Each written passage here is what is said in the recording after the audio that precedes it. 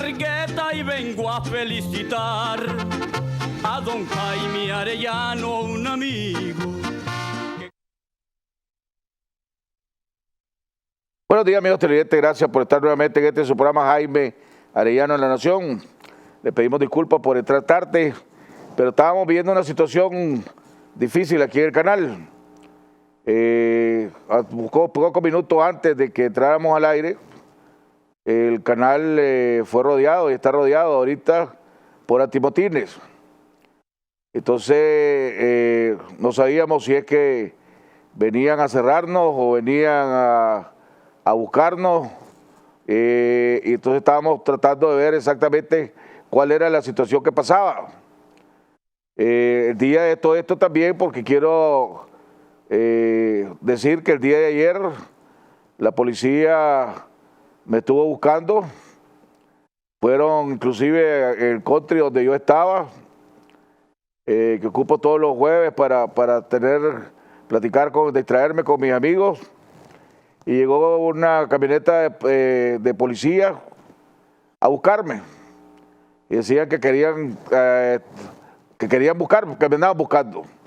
Placa MT 0292. La seguridad del country no los dejó pasar.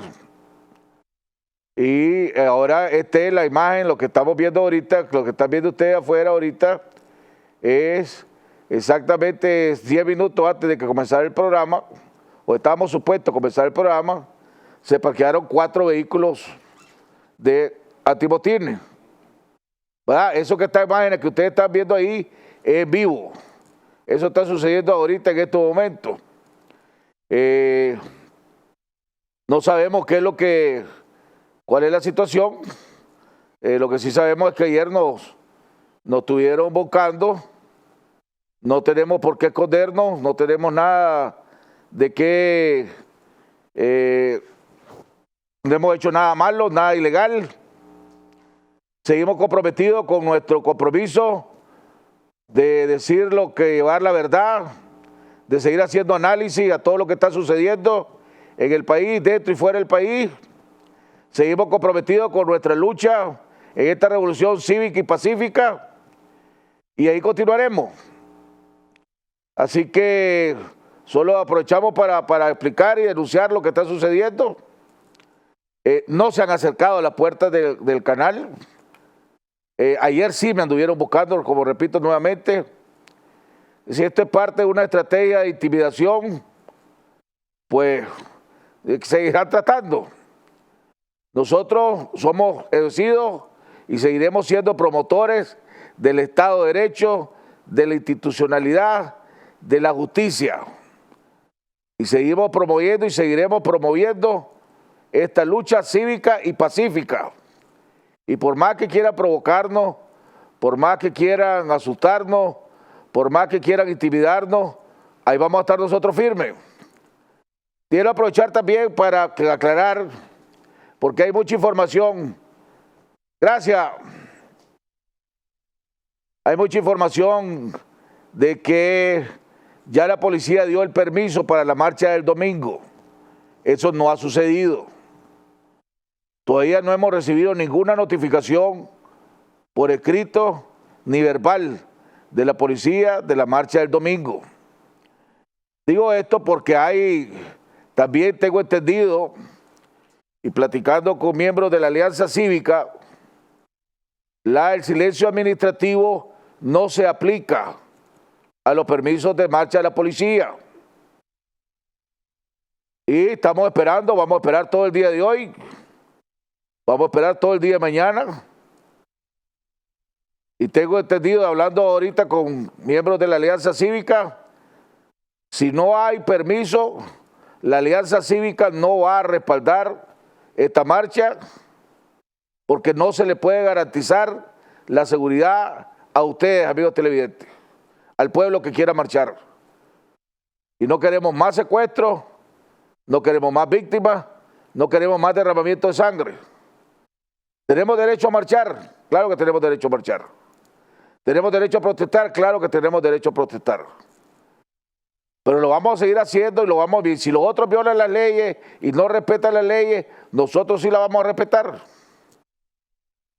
Así que estamos a la espera. Y esto que acabo de decir lo hice después de consultar hace unos minutos con los miembros de la alianza. Fuimos a pedir el permiso, llenamos el requisito, estamos a la espera. No ha habido ninguna respuesta oficial.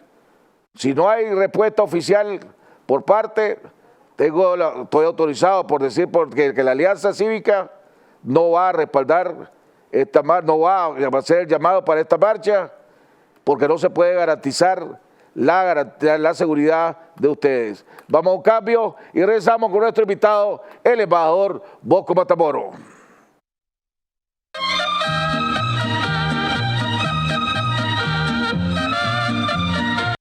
Vamos a hacer esta receta súper fácil. Paso número 2.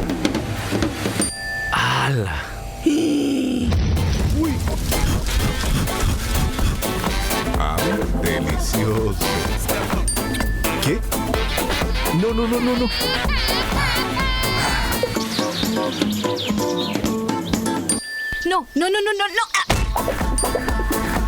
¡Carga!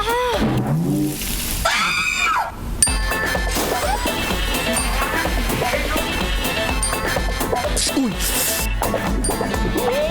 Esta Navidad disfruta YouTube gratis con LTE sin consumir tus megas. Activa tus bonos con internet desde 50 córdobas o tu plan postpago.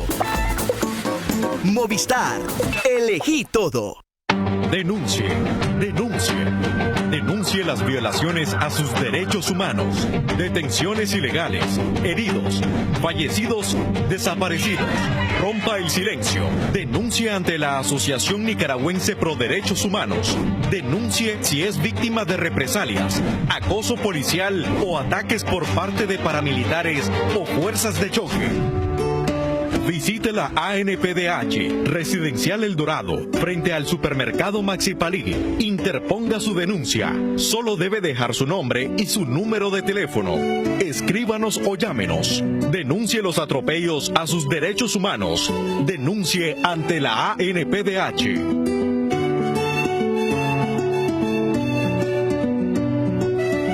Nuestro mundo está cambiando. Nunca es tarde para comenzar. Tampoco demasiado temprano. No existe un sexo débil.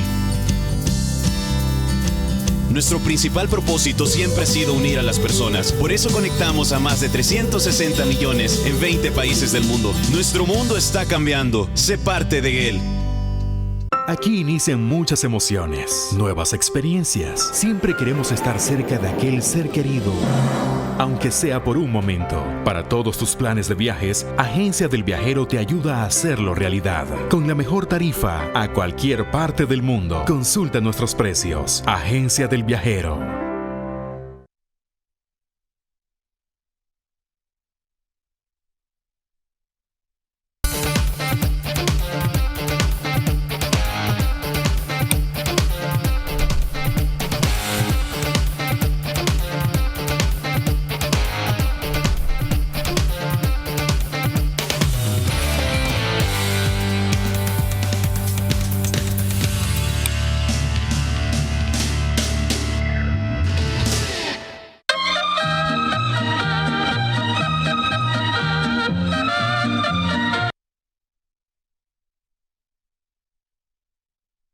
Bueno, amigos televidentes, estamos de regreso a la segunda parte de nuestro programa.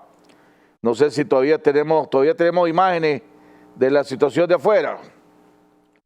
Si tenemos imágenes de la situación de afuera, pasemos a la situación de afuera en la que estamos ahorita. El canal está rodeado por antimotines. No están haciendo nada, no han tratado de entrar al canal. Sencillamente están ahí puestos afuera. Pero sí nos llamó la atención que también el día de ayer, pues la policía me anduvo buscando. Y dijeron que me andaban buscando. Y llegaron de un lugar donde yo estaba en una reunión y trataron de entrar, la seguridad no los dejó entrar. El placa MT 0292, ¿verdad? Pero ya sabe, pues la policía ya sabe dónde estoy. No he hecho nada malo, no estoy haciendo nada malo, no he hecho nada malo. Y sí seguimos firmes en nuestro compromiso, en esta lucha, en esta revolución cívica y pacífica que vamos ganando, ¿verdad? Porque tarde o temprano vamos a tener todos los cambios que todos nosotros y el pueblo de Nicaragua se merece. Don Bosco Matamoros, gusto saludarlo, amigo. Teníamos rato de no conversar. Así es, Jaime. Observar mi sueño en estos días. Sí, mira, quisiera hacer dos observaciones de lo que noté en el curso de mi trayectoria viniendo aquí. De la esquina de Metrocentro a la rotonda Rubén Darío toma 12 minutos transitar esa calle. Por lo tanto, creo que la manera como la policía está conduciendo el tráfico, más que agilizarlo, lleva a un estrangulamiento del movimiento vehicular. Y eso deben de considerar en la policía, que no solamente es poner a un agente de tránsito, sino cómo lo hace. ¿Cómo lo coordina? Exacto, sí. Y yo creo que la coordinación es pésima. Porque en una calle 12 minutos a esta hora de la mañana es excesivo. Por otra parte, hay algo que a mí me ha preocupado siempre, que es la educación en nuestro país.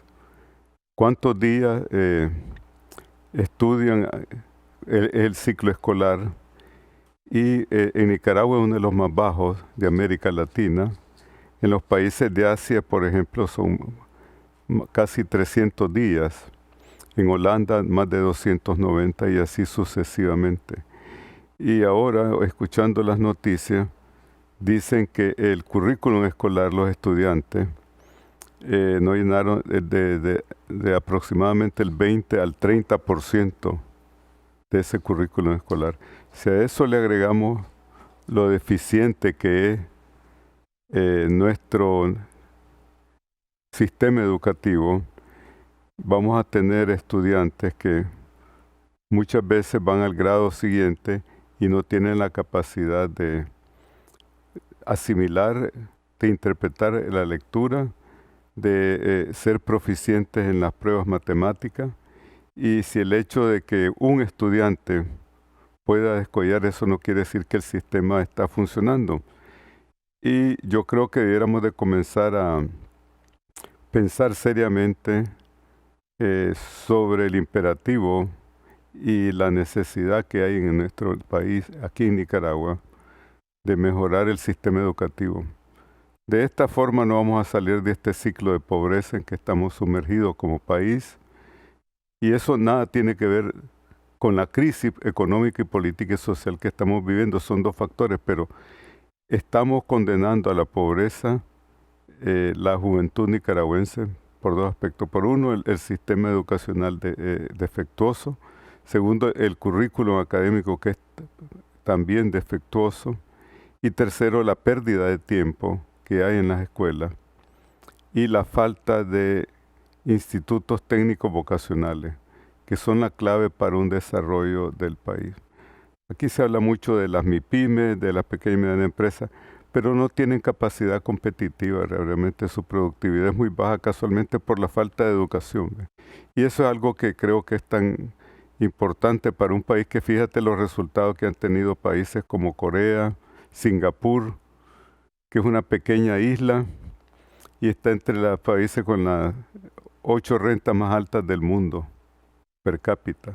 ¿Y cómo compite? Con tecnología de punta, con capital humano. Nosotros no tenemos ni capital humano ni tecnología de punta. Ayer estaba leyendo una biografía de Stalin, que estoy haciendo un trabajo casualmente sobre algunos personajes históricos. Y cuando están discutiendo, antes de que explote la invasión alemana, había uno de los generales favoritos de Stalin, Kulik, que había participado en la guerra civil contra los rusos blancos, que decía que el futuro de los armamentos eran la artillería atrainada por caballos. Entonces Stalin le respondió y él le dice, entonces vos preferís el arado a mano que los tractores. Nosotros estamos más o menos en ese dilema.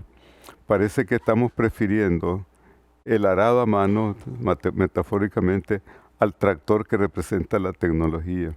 Boco, estamos a 23 de septiembre, el tiempo sigue pasando, la economía del país se sigue destruyendo. Por más que quieran y traten algunos, y trate el gobierno de decir que todo está volviendo a la normalidad, no hay nada normal. El desempleo sigue aumentando, la crisis institucional sigue aumentando. Hay ya 93 secuestrados que fueron condenados en farsas de juicio, en unos juicios que lo que menos tienen es de apegado al Estado de Derecho. Tener al presidente Ortega cerrado en que no quiere diálogo y tener a la oposición o al resto de los nicaragüenses que queremos una democracia siguiendo firme en la lucha. Entonces siento que hay como un estancamiento, ¿verdad? Una comunidad internacional que cada día sigue condenando más lo que está sucediendo en este país, sabe muy bien lo que está pasando en este país. Estamos a la víspera, supuestamente, de la aprobación de sanciones contra el gobierno de Nicaragua y contra allegados al presidente Ortega y sus allegados, que supuestamente va a estar en cualquier momento a punto de aprobarse. ¿Cómo salir de este estancamiento, hombre? Mira, primero tenemos que ser conscientes que el contexto político internacional en el cual nos estamos moviendo es totalmente negativo y crítico a la situación que se está viviendo aquí en Nicaragua.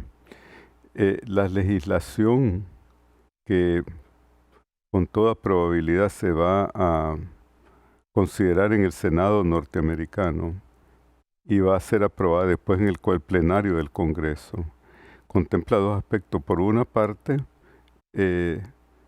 las medidas en contra del gobierno de Nicaragua en los organismos multilaterales, es decir, el bloqueo de préstamos en el BID, en el Banco Mundial y el Fondo Monetario Internacional. Por otra parte, contempla también las sanciones personalizadas a individuos y o entidades vinculadas a actos de corrupción y de violaciones de derechos humanos.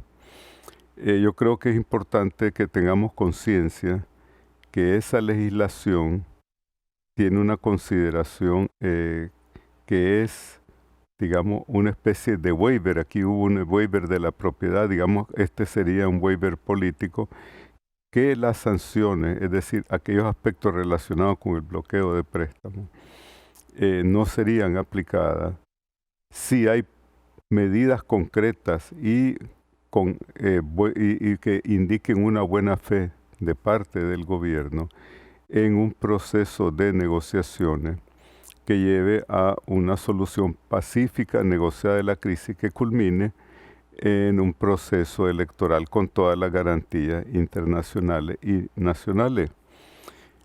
¿Y por qué menciono esto? Porque es importante tener en cuenta no solamente el aspecto de las sanciones, ¿verdad?, pero también tener en cuenta los incentivos que ofrece esa legislación dentro del marco de cómo se ha formulado esa estructura de esta ley que está dirigida específicamente a Nicaragua. Yo miro extremadamente seria la situación en el sentido de que tendríamos una legislación que el único órgano que puede abrogarla en un determinado momento sería el Congreso de los Estados Unidos, a como ocurrió, como fue el caso de Cuba con las sanciones que se le aplicaron, la llamada Helms-Burton, creo que es 1994-1996, que además de las sanciones contempla también incentivos que se le ofrecen al gobierno de Cuba en el caso de que se lleve un proceso de democratización. Pero ¿qué ocurre? Ahí hay unos aspectos diferentes porque dice expresamente la salida del poder político de parte de los hermanos Castro, los menciona específicamente. No hay una referencia en ese sentido a la ley referida aquí en nuestro país. Ahora, la pregunta es sí, ¿cómo sentarlo? Exactamente, esa es la segunda parte de lo que tú estás planteando, que creo que es el meollo de la cuestión, y que ahí entramos creo, en el reino de la conjeturación, el reino de la alquimia política, llamémosle así, porque es difícil descifrar por una parte la voluntad de parte del gobierno, por otra parte cuáles son, digamos, si podemos hacer las exégesis, las interpretaciones de las señales que podría dar este gobierno para ver si está orientado a tomar medidas o iniciar pasos que den la apertura hacia un proceso de negociaciones. Tú sabes que aquí hay varias hipótesis que andan circulando aquí en Managua.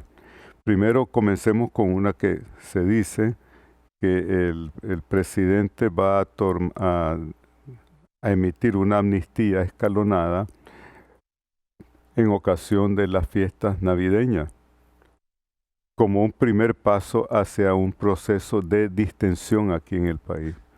Por otra parte, se considera que en el primer trimestre del 2019 va a tomar pasos relacionados a la posibilidad de que se comience a iniciar un proceso de exploración, de diálogo en ese sentido. Pero al mismo tiempo, por otro lado, ahí vemos que la meta, que aquí se ha hablado mucho de elecciones en el 2019, no creo que serían, sino que yo pienso que estamos hablando tal vez principios del 2020, si tomamos en consideración un calendario. O noviembre del 2019. O en noviembre del 2019, si tomamos en cuenta una calendarización dentro de ese marco de referencia, por una parte. Por otra parte, yo creo que debemos de tomar en consideración los mecanismos que pueden ser conducivos a que se ponga en marcha un proceso de negociación. Porque yo creo que deberíamos de cambiar el adjetivo del verbo dialogar a negociar. ¿Por qué? Porque en una negociación tiene que haber un proceso de diálogo. Es decir, estamos cambiando pensemos que tenemos que negociar aquí. Llegar a la convicción por parte tanto del gobierno como de la oposición que sin un proceso de diálogo donde hay una negociación real, no vamos a resolver la crisis nacional. Por mucho esfuerzo que se hagan retóricamente, por mucha inversión que se haga para decir que el país ha recuperado lo que llamemos su estabilidad y su gobernabilidad, indiscutiblemente cualquier observador objetivo no puede llegar a esa conclusión. Ahora, basado, digamos... ¿Cómo haces? Vos mencionaste, perdón que te interrumpa, porque ¿cómo haces vos? Porque vos ya viviste esto. Entonces se está buscando la solución. Se habla de una amnistía. Pero hay sectores que te dicen que la amnistía no es la solución, que la amnistía es parte de los problemas por los cuales estamos donde estamos. ¿Y cómo se puede hablar de amnistía? Te dicen, ¿cómo le va a dar la cara a los familiares o a las madres de los 500 y pico muertos? ¿Cómo le va a decir que hay justicia sacando una amnistía? Pero por otro lado, le contesto yo recibo decenas de llamadas diarios. Pues tengo mi número de el mismo número de teléfono a pesar de la campaña del Frente Sandinista de darlo a conocer para que me insulten, llamadas de amenaza, etc. Yo recibo decenas de llamadas diario de madres de familia, de padres de familia, de familiares. Don Jaime, ayúdeme, no quiero que maten a mi hijo. Don Jaime, ayúdeme, que no quiero que mi hijo muera. Don Jaime, ayúdeme, que no quiero que mi marido muera. Don Jaime, diario. Imagínate vos recibiendo entre 50 y 100 llamadas de ese tipo. Todos los días, a diferentes horas del día. Imagínense usted, amigos televidentes que me están viendo, que nos están viendo. Entonces, ¿cómo decirle, cómo darle prioridad? ¿A qué le da prioridad? ¿A la justicia que se merecen los mártires? ¿O a evitar que haya más muertos? ¿Cómo puede conseguir un balance entre esas dos cosas? Jaime, primero, para concluir una parte de lo que estaba señalando y después a responder concretamente a tu pregunta, yo creo que deben de darse medidas exploratorias a través de un proceso de mediación indirecta para conocer cuáles son las prioridades del gobierno, por una parte, y conocer las prioridades, qué es lo que se considera mínimo por parte de la oposición para reiniciar un proceso de diálogo que conduzca a estas negociaciones. Cuando se han encontrado situaciones donde se está estancado un proceso de negociación, ese es uno de los mecanismos que se utiliza para poder resucitarlo, si podemos llamarlo así, como en el caso que estamos enfrentando aquí en Nicaragua.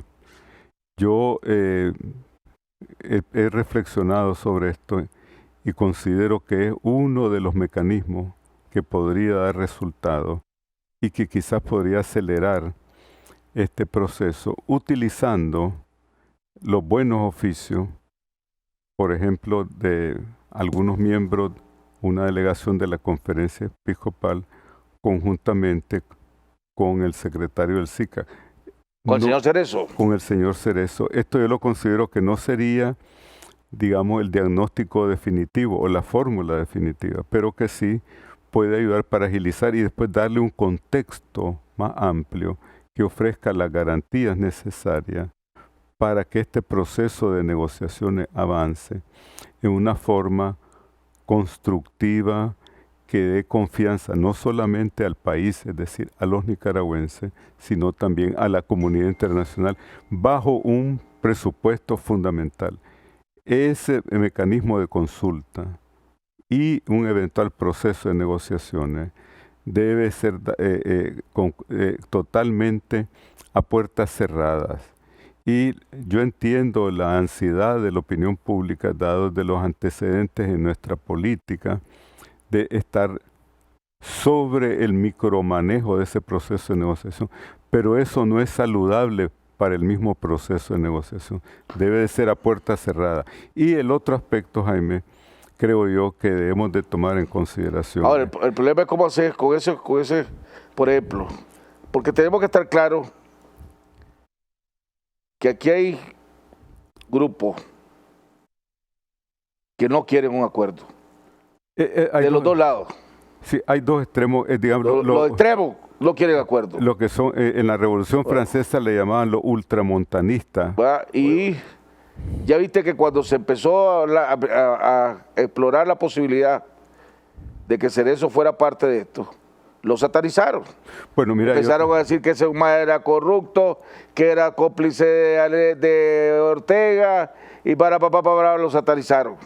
Cuando yo he dicho de todo el tiempo, pues, puede ser el diablo, pero si el presidente Ortega, la dictadura de Ortega, se siente que es alguien de confianza de él, y nosotros sentimos que la Conferencia Episcopal es alguien de confianza de nosotros, que cada sector tenga alguien de su confianza ahí. Eso es lo lógico, un diálogo, una negociación. Mira, uno de los principios básicos, mira, el diablo, dicen inclusive que el infierno es muy, muy divertido, porque pasás la mayor parte del tiempo en fiesta, ¿verdad? Y en la noche sufrís un poco y al día siguiente te volvés a levantar a la fiesta, así que no estigmaticemos al diablo tampoco, ¿no? Pero hablando concretamente, yo creo que sería la fórmula adecuada. Además, yo creo que tenemos una pésima cultura en el sentido de que estigmatizamos y condenamos a las personas o a los actores políticos a priorísticamente. Es decir, yo no me puedo, si el presidente Cerezo tiene una relación personal con el presidente Ortega, pues magnífico.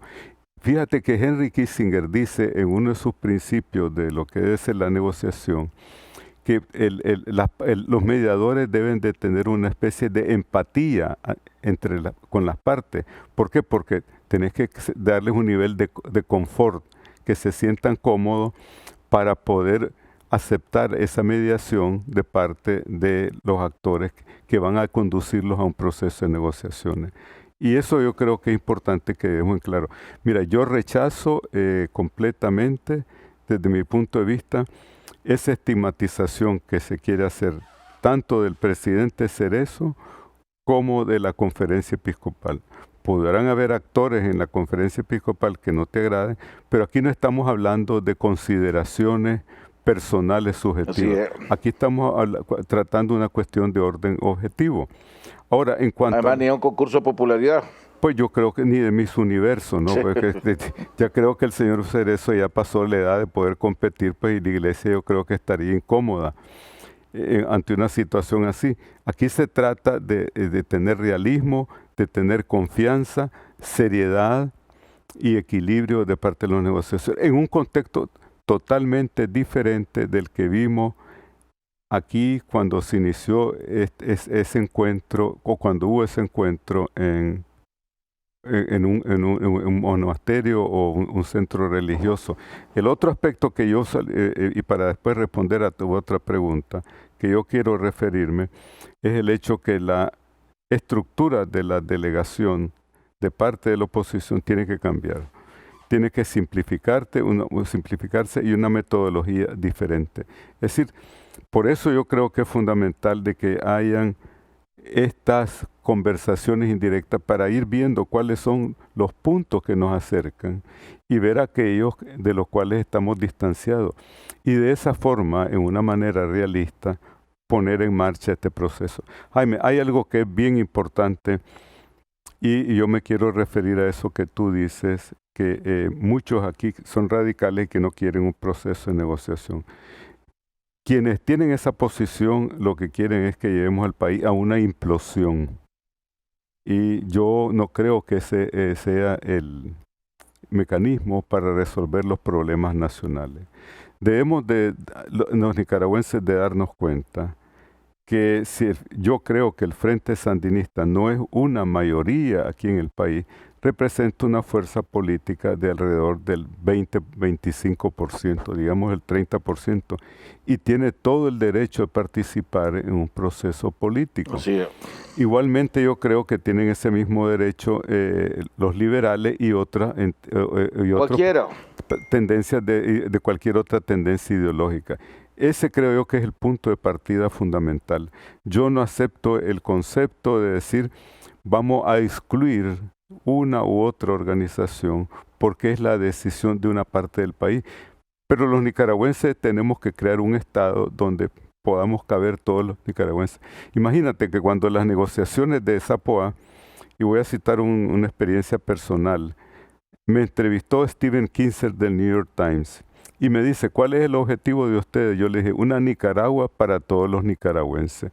Creo que esa frase no es porque yo la haya dicho, todavía tiene una cierta validez y tiene una validez en el sentido de que debemos de reconocer primero nuestras diferencias. Tenemos que aceptar nuestras diferencias, pero también tenemos que aceptar la necesidad de llegar a un acuerdo nacional para superar esta crisis.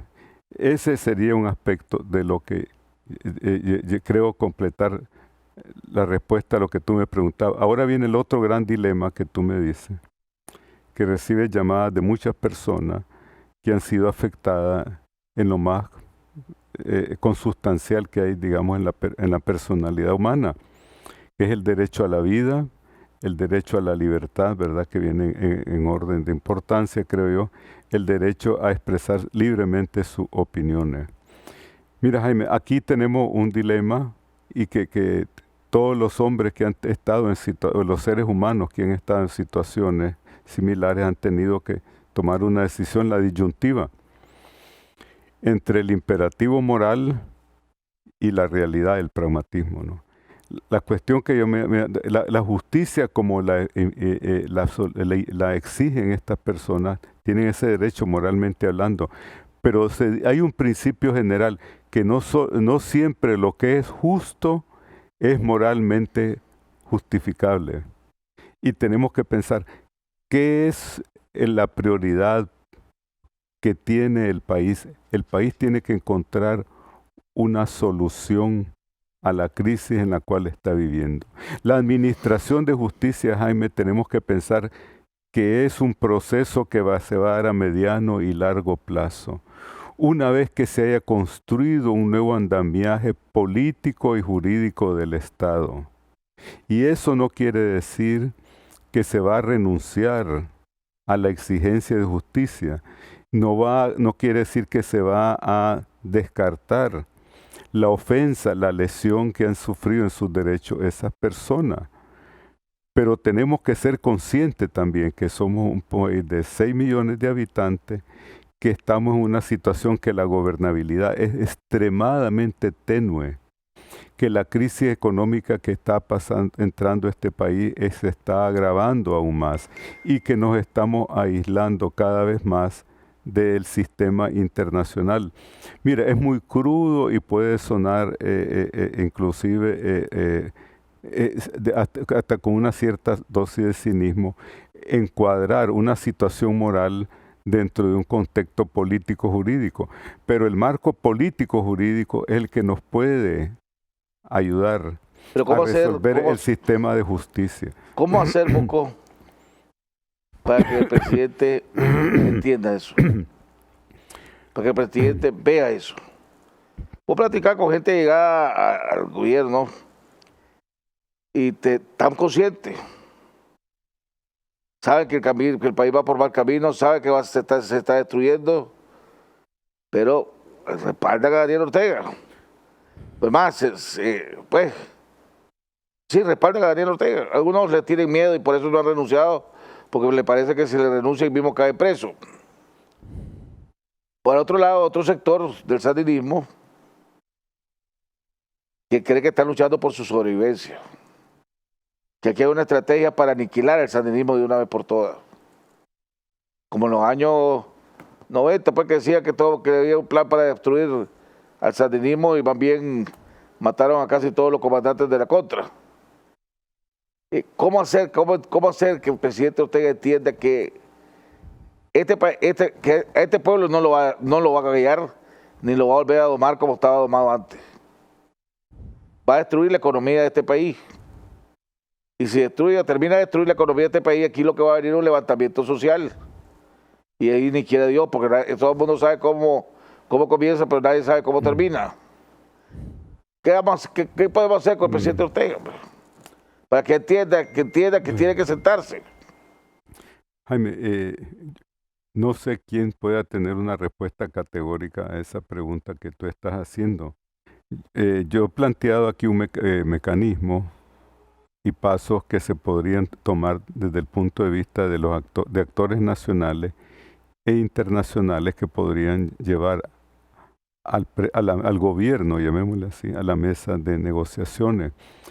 Desde mi punto de vista, yo creo que es importante iniciar esas medidas que se llaman para crear la confianza que sea conduciva a iniciar un proceso de negociación. Mi opinión, personalmente, creo que la retórica, tanto de parte del gobierno como de parte de ciertos sectores de la oposición, no es conducivo a eso que tú estás planteando, Jaime. Porque yo siempre he considerado, y cuando aquí se ha especulado de que van a sancionar al presidente y a la familia Ortega, yo siempre he dicho, primero, que estoy en contra de una medida de esa naturaleza, y segundo, en los mismos Estados Unidos se considera que no sería conducivo casualmente a un proceso de esa naturaleza. Se necesita mantener ese espacio político y jurídico que sea un incentivo para que el gobierno, el presidente Ortega, considere que sea útil, positivo para él también, entrar en el proceso de negociaciones. Tú sabes que está la teoría del famoso filósofo inglés, Bentham, que es el utilitarismo. Y los seres humanos estamos motivados por consideraciones utilitarias. ¿Cuáles son? Por eso te decía que es importante, creo yo, iniciar ese proceso de consultas, tanto con el gobierno como la oposición. ¿Cuáles son sus intereses prioritarios? ¿Cuáles son aquellos aspectos que ellas consideran que no son negociables? Y desde esos puntos de coincidencia, comencemos a tender esos puentes. Debería de armarse, porque yo soy de las personas que no me puedo quedar quieto. Nunca me he podido quedar quieto, pues. Y a veces me meto donde no debo, y por eso a veces me meto en problemas. ¿Verdad? Pero, bueno, imagínate, yo soy quieto y me meto en problemas. Pero no puedo quedar de espectador ante todo lo que está pasando. Entonces, no se debería crear o se debería hacer una comisión de notables, pongámosle. Gente que no tenga ninguna aspiración política a cargos de elección popular, etcétera. Que sea reconocido y pedir una reunión con el presidente Ortega. Ese podría ser una de las avenidas que podría o sea, agarrar 2, 3 figuras, 4 figuras nacionales, ¿verdad? Con todo el respeto y la trayectoria necesaria, y pedirle una cita al presidente Ortega y hablar con el presidente Ortega y decirle, bueno, presidente, ¿cuál es la salida? Y te dice él, te puede decir él, bueno, la salida es, como ha dicho, no, respetemos el proceso constitucional, la salida es 2021. Entonces alguien le va a tener que decir, mire, presidente, eso es inviable. Los números no lo dan. No permite, por X y Y razón, ¿verdad? Pues, no se puede. Vámonos, busquemos otra siguiente salida. Esa salida que hace usted hasta el 2021 es inviable. No va a venir aquí la recuperación económica y se va a terminar de destruir la economía en este país. Si usted se queda ahí, porque eso lo han dicho casi todos los economistas y los expertos neutrales, que se está hablando sobre valoración económica, no sobre valoraciones de política. Entonces hay que buscar otra salida. Pero alguien tiene que ir alguien tiene que ir a hablar con él. Y si la montaña no viene a mí, yo soy de los que voy a ir a la montaña, pues, hermano. Sí, ese es un principio que es muy lindo y que han aplicado los musulmanes. Pero yo creo que la idea de que un grupo de personas vaya a hacer eso, quizás estamos elevando dramáticamente el significado de una iniciativa de esa naturaleza. Yo prefiero, en términos generales, que se articule en una forma orgánica lo que es la posición, porque aquí han transcurrido ya varios meses, creo que son 6, 7 meses desde que explotó esta crisis en el país. Y a este punto yo creo que debemos de hacer un examen autocrítico. No solamente aquellos que están en la oposición, sino el mismo gobierno. Y hacer un balance de la situación y realmente analizar en una forma objetiva cuáles son los diferentes escenarios que te pueden llevar a una salida negociada del país, incluyendo casualmente, tú estás señalando un punto, la anticipación de las elecciones. Ese puede ser uno de los puntos centrales de la posición de la oposición. El otro puede ser los aspectos relacionados con la represión, la administración de justicia, la libertad de circulación, una serie de factores. Por otra parte, tenemos que saber qué es lo que le preocupa al gobierno, a la otra parte, y en base a eso encontrar los puntos de coincidencia. Yo creo que debemos de repensar un poco, de reinventarnos como sociedad, porque a mí me ha llamado la atención que estas enormes manifestaciones han cautivado la opinión pública internacional, por una parte. Sí. Pero por otra parte me ha llamado la atención que los actores políticos aquí en Nicaragua continúan operando como hace 50 años. Y entonces no son capaces de darle una respuesta a la sociedad. Es decir, la sociedad política está divorciada de lo que es el país. Es que el problema, no hay una coincidencia. El problema es que todavía en estas alturas del juego, en la situación que está, hay gente que está pensando en candidatura. Bueno, eso es algo que... Entonces, cuando ya está pensando en candidatura, entonces hacer lo que más te conviene para tu candidatura, lo que es más popular, y no quiere tomar decisiones que te vayan a crear popularidad, aunque sean las decisiones correctas. Entonces ya entra otro juego diferente totalmente, que le hace inclusive más daño a la búsqueda de solución. Sí, por eso yo creo que hay que poner una camisa de fuerza con una agenda y con unos objetivos bien definidos. Ese planteamiento, creo, de ahí puedes tratar de establecer un puente con la otra parte. El problema de las candidaturas es que yo creo que es como los Oscar en Hollywood. Se mencionan todos los candidatos y después sale ganando otra película. No sé. Y en mi opinión yo creo que ha ocurrido lo mismo. Eso creo yo que remuestra la falta de madurez de parte nuestra. Pero ¿estás de acuerdo, para terminar con tu comentario final después? ¿Es necesario formar una comisión para que vaya a hablar con el presidente Ortega? No, yo estoy de acuerdo que primero se deben de establecer una agenda, una hoja de ruta, qué es lo que pretende la oposición, cuáles son los objetivos fundamentales, y después de eso desarrollamos el mecanismo para que le plantee al gobierno y al presidente cuáles serían los pasos. Si no es tan complicado esto, ¿usted qué querés? Sí, unas elecciones anticipadas con un poder electoral totalmente diferente, que sea representativo de todo el mundo, con elecciones libres, con observación internacional y nacional, para que se garantice la transparencia, y ya está.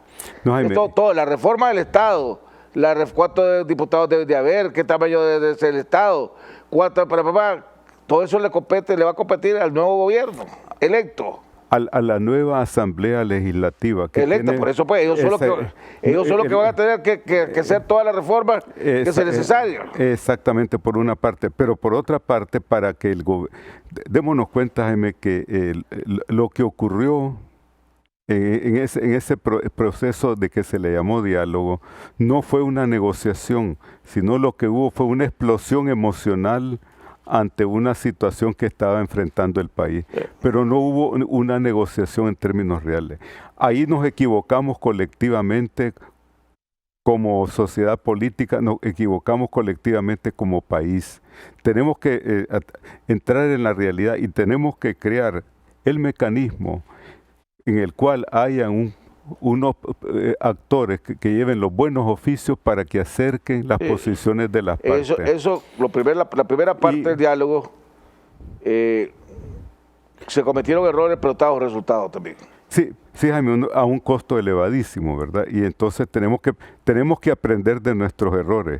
Por eso creo que es necesario primero un proceso de autocrítica para iniciar con humildad y paso a paso esta nueva ruta que necesita el país. Bueno, hemos llegado. ¿Vos aceptarías ser parte de esa comisión?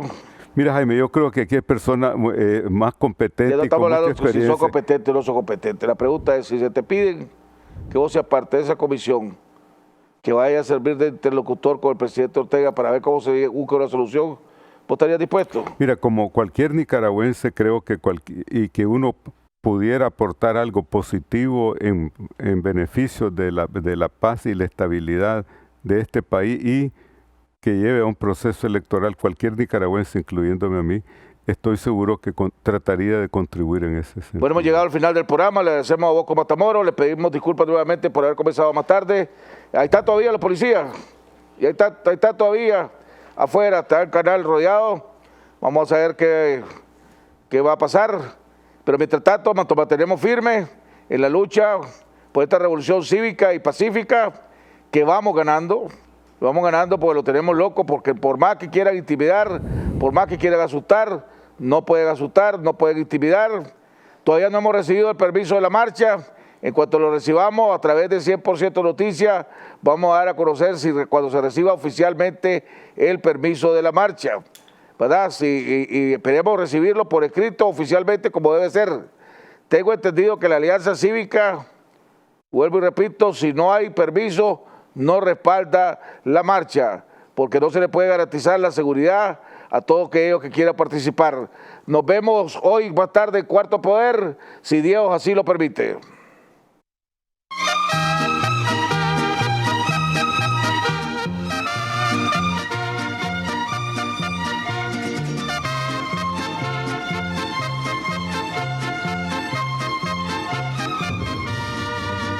De muy lejos yo vengo a cantar, soy del campo y del pueblo querido, soy Argueta y vengo a felicitar a don Jaime Arellano, un amigo